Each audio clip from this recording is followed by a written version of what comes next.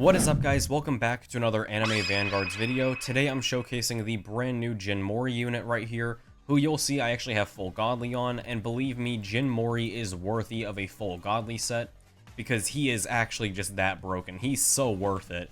Absolutely get him. I don't even need to go on with the showcase to tell you that you need to get him. Okay, so we're here in the Sandbox mode. Now the first thing I'm going to do is apply the King's Burden modifier. This way you guys can see the Monarch DPS, because while I do have full godly, I do not have the Monarch trait on him, sadly. So we're going to go ahead, start this, and place him down. So you're going to see right off the bat, he has 6k DPS with godly stats and Monarch, which is pretty good. That is actually rather decent. Now, nothing really happens with his AoE. It starts off as a small circle, and it changes over time to get bigger and bigger with each upgrade. As I just said, it doesn't change shape at all, but it does just change sizes, so it just gets bigger. It basically just gets bigger. It doesn't change into a cone or into a line. It's just a circle the whole time. Now, before we get on to his passives, make sure to like and subscribe and join the Discord below. I enjoy talking to you guys a lot, so I hope to see some of you in the Discord.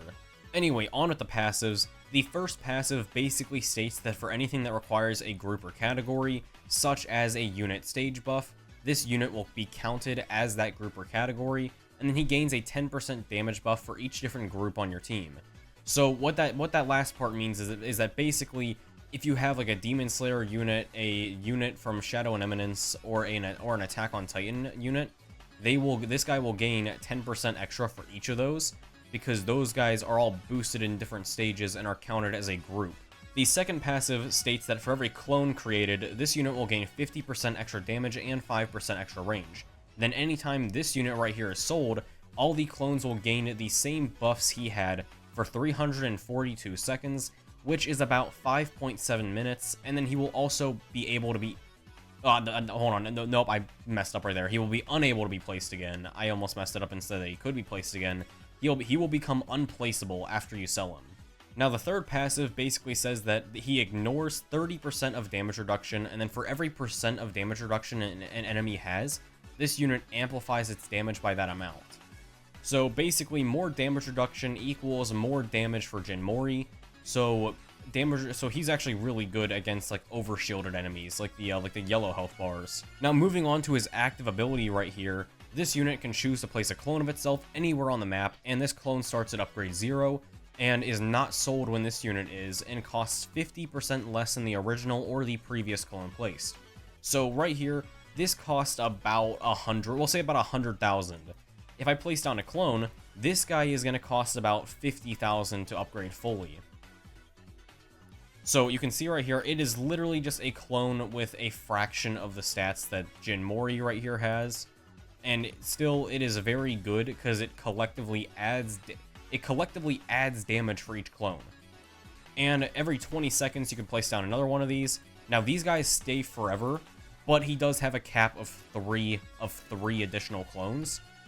So we're going to go ahead and upgrade this guy. Now, while the original placement costed 100,000 a max, this guy costed 50,000 a max. This guy will cost about 25,000 a max. And then that will half again whenever we place down our third and final clone. So it should take, yeah, about 12,000. Now, all of the clones have the same DPS, and since we have Monarch, they will also have the Monarch damage applied to them. But that is 28,000 DPS per clone. So that is insane. That is about, let me do the math real quick here, mental math. 25 plus 25, you have 75 plus 3, 78, so about 84,000 DPS right here just from the clones. And that's also not including the 114,000 DPS that the base Jin Mory has because of the additional additional damage from his passives. So overall, this is over 200,000 DPS. I feel like there isn't much more that needs to be explained about how broken he is, because this is just by far the highest DPS in the game. Now, yet again, this can get even better for about 5.7 minutes, because if I sell this base Jin Mory, these three guys will have the same stats that he has, so it's just, he's broken. I feel like there's no way to, I'm stuttering now. There's really no way to properly explain how broken he is in terms of raw damage. Because now we're going to go ahead and sell him, and these guys gain all... Okay, these guys don't gain the full damage, I guess, but they still gain a lot. Now... Okay, you know, maybe I did a little miscalculation here, because selling them actually only makes them slightly better, but, like, still... That's about 70... Okay, 75,000. We'll say about 75,000. You know what? He's still really good. About 225,000 DPS. Okay, so selling Jin Mori only gives them about, like, what? An extra 25,000, maybe 20,000 DPS collectively. But it is a small upgrade. It's a small upgrade. I thought it would have been a little bit... I thought it would have been a little bit bigger, but you know what? It's still really good. It's still the highest DPS in the game. Now, do note, these guys can actually get even better. Now, I can't really show it because I'd have to go into a stage where they'd be boosted. But if I did that, then I wouldn't have the Monarch trait on them, so I can't show you how actually broken it is. But, let's just say if you went into, like, the Sid raid, these guys would get a damage buff from being boosted due to his first passive. Now, before I end off the video, I might as well tell you guys a joke that I saw a little bit ago because I thought it was funny. You guys might also find it funny. So, a woman was walking home with her 3 daughters, and the first one, whose name was Rose, speaks up and says, "Mom, why was I named Rose?" And her mother replies, "Well, because when we were rushing home with you from the hospital, a rose landed on your head."